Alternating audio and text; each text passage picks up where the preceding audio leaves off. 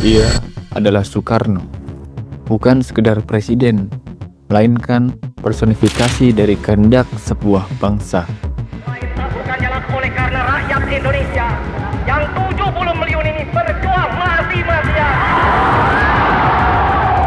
Benar, saudara-saudara.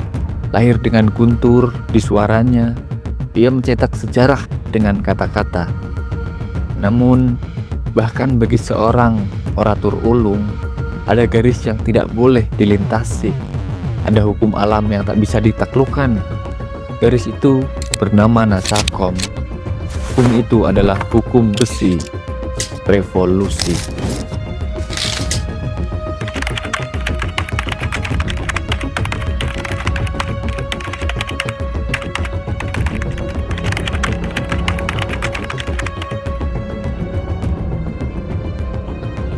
Di tengah badai perang dingin, ia berani memeluk salah satu raksasa yang paling ditakuti dunia, komunisme.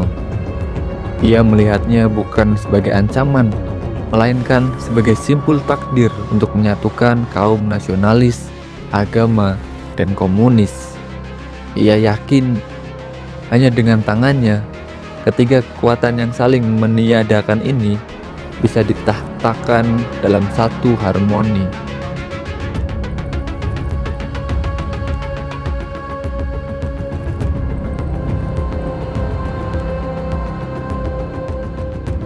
Keyakinan itu adalah kesalahan yang paling mahal.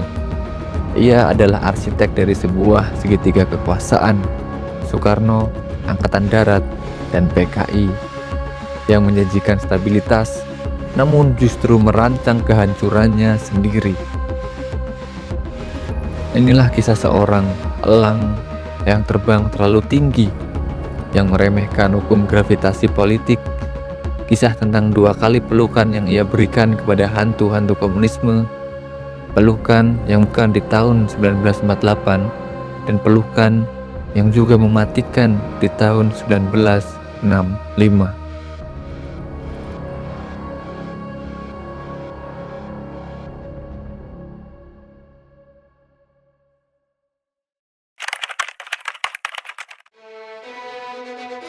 "17 tahun sebelum tragedi, Soekarno sudah pernah berhadapan dengan hantu ini. Agustus 1948, pemimpin PKI, Musso, kembali dari pengasingan Soviet, menyamar sebagai sekretaris. Soekarno menyambutnya di istana dengan kehangatan seorang sahabat lama. Saksilah momen ironis ini. Mereka berdua, kawan seperjuangan sejak di Surabaya, berpeluk erat, mata berkaca-kaca. Musso dengan keyakinan dogmatisnya berkata kepada sang presiden, "Saya datang untuk membereskan." Soekarno, sang optimis abadi, meminta Musso membantu memperkuat republik. Namun bagi Musso, keterlibatan berarti kudeta.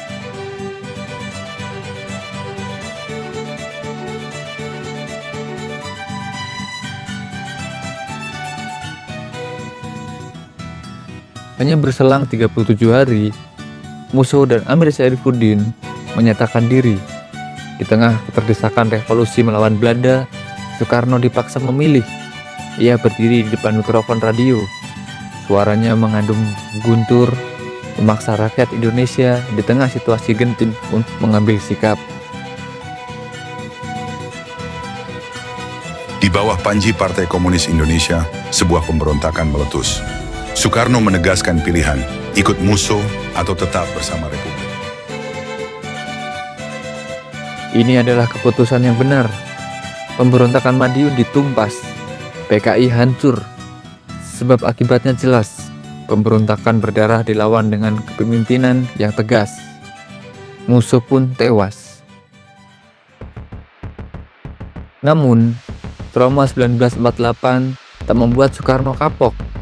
Setelah kegagalan demokrasi liberal, ia dengan visi demokrasi terpimpin dan ideologinya Nasakom. Ia butuh PKI, tetapi mengapa? Sebab ia membutuhkan kekuatan massa sipil yang loyal untuk mengimbangi kekuatan angkatan darat yang semakin otonom. Ia memberi panggung kepada DN Aidit dan Nyoto yang dengan cerdik mengemas komunisme dalam bahasa revolusi Soekarno.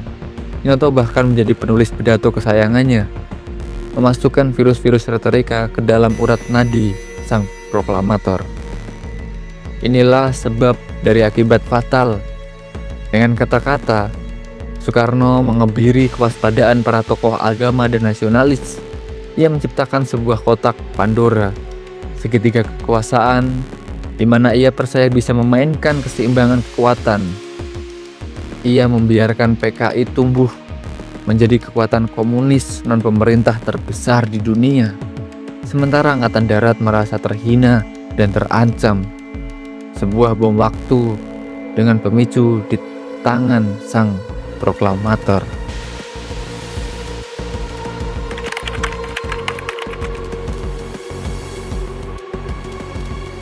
September 1965, tembok ketegangan itu pecah. Gerakan yang menamakan diri G30S mengklaim melindungi Soekarno dari Dewan Jenderal, melakukan kejahatan paling mengerikan dalam sejarah Republik Indonesia. Pada pagi berdarah 1 Oktober, Soekarno memilih Halim, markas yang didominasi unsur-unsur pro-PKI, sementara para jenderalnya tewas. Kenapa Halim dipilih oleh Soekarno? Apakah ini perlindungan? Ataukah petunjuk? Apapun alasannya, keputusan ini adalah akibat dari sebab yang ia tanam, menciptakan situasi politik yang begitu panas, sehingga ia harus mencari perlindungan di salah satu sudut segitiga yang ia ciptakan. Pada titik krusial ini, sang orator mengalami kegagalan retorika terbesar dalam hidupnya. Soeharto bertindak cepat, memulihkan ketertiban. Letnan Kolonel Untung menyelamatkan Presiden Soekarno dari kup Dewan Soekarno. Jangan harap jenderal-jenderal kapitalis itu akan membiarkan kita atau partai hidup begitu Bung Karno kehilangan kekuasaannya. Siapa cepat dapat, siapa tepat selamat. Sementara Soekarno sebaliknya, terseret dalam pusaran keraguan. Soekarno hingga berminggu-minggu menolak menyalahkan PKI secara langsung. Ia menyebut pembunuhan para jenderal hanya riak-riak di tengah samudera revolusi, yang menunjukkan bahwa ia masih memprioritaskan persatuan Nasakom di atas keadilan bagi para korban. Kegagalan Soekarno dalam ketidaktegasannya berangkat dari ketidakmauan psikologisnya untuk mengakui bahwa ideologi persatuan telah gagal total, bahwa anak kesayangannya PKI telah mengkhianati revolusi, dan akibatnya kekosongan kepemimpinan itu diisi oleh amarah rakyat dan militer. Pintu neraka terbuka. Ratusan ribu nyawa melayang dalam pembersihan massal. Sukmawati Soekarno Putri pernah bersaksi, ayahnya menangis terseduh-seduh menyaksikan darah rakyatnya tumpah ruah. Ia adalah pemimpin yang kini hanya memiliki otoritas formal, sementara kekuasaan efektif, kemampuan untuk menghentikan pertumpahan darah telah lenyap. Inilah catatan hitam sejati dari periode ini. Kegagalan seorang pemimpin terbesar untuk menghentikan tragedi. Kegagalan seorang proklamator bernama Soekarno.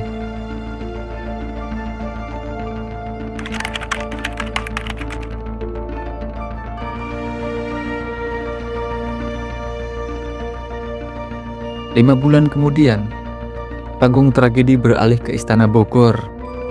Jakarta membara oleh demonstrasi.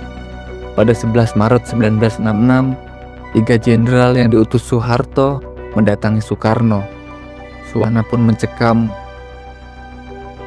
Through Jakarta streets for the past week. Abuse and threats heaped on the head of the Communist Party. This group is being spurred on by an army officer. For although the army is non-political, it's using the non-communist student and other mass organizations to back up its demands that the party be banned.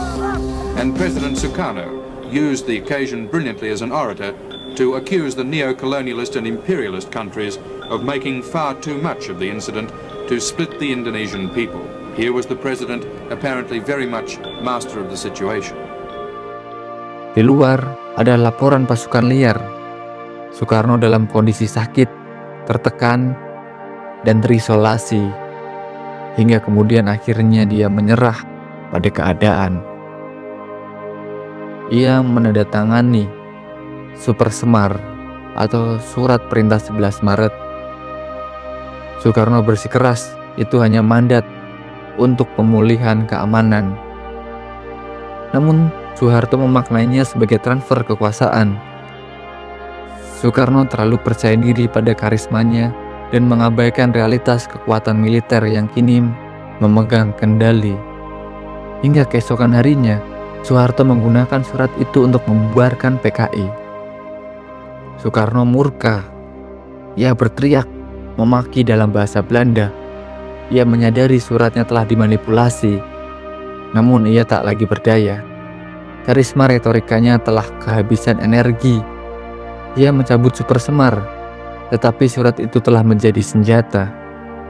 Karena itu pada tahun 1967, MPRS mencabut kekuasaan Soekarno. Hukum sang proklamator dimulai, yakni keterasingan. Ia dipindahkan ke Wisma Yaso. Bayangkanlah ironi ini. Sang proklamator yang mendirikan republik kini menjadi tahanan rumah. Ia yang mendambakan kemewahan dan panggung dunia kini hidup dalam kesederhanaan yang dipaksakan. Ajudan menyaksikan ia kehabisan uang untuk kebutuhan sehari-hari. Ia bahkan dilarang masuk ke Istana Merdeka, rumah yang ia ciptakan. Sebuah tindakan simbolis yang memutusnya dari sejarah yang pernah ia genggam. Sebab Soekarno kehilangan semua itu adalah akibat keyakinannya yang kelewat buta kepada Nasakom. Akibatnya adalah kesunyian, penyakit, dan kematian yang tersembunyi dari sorotan dunia. Lalu pada 21 Juni 1970, Soekarno wafat. Ia berwasiat dimakamkan di Bogor, dekat suara alam dan air. Namun, bahkan wasiatnya ditolak. Ia dikuburkan di Blitar, jauh dari ibu kota, agar namanya tak menjadi lagi isu politik. Inilah takdir tragis dari seorang proklamator, seorang pemimpin besar revolusi yang gagal mengendalikan api yang ia nyalakan. Seorang visioner yang mati dalam kesepian, dikalahkan oleh hukum sebab akibat yang ia abaikan.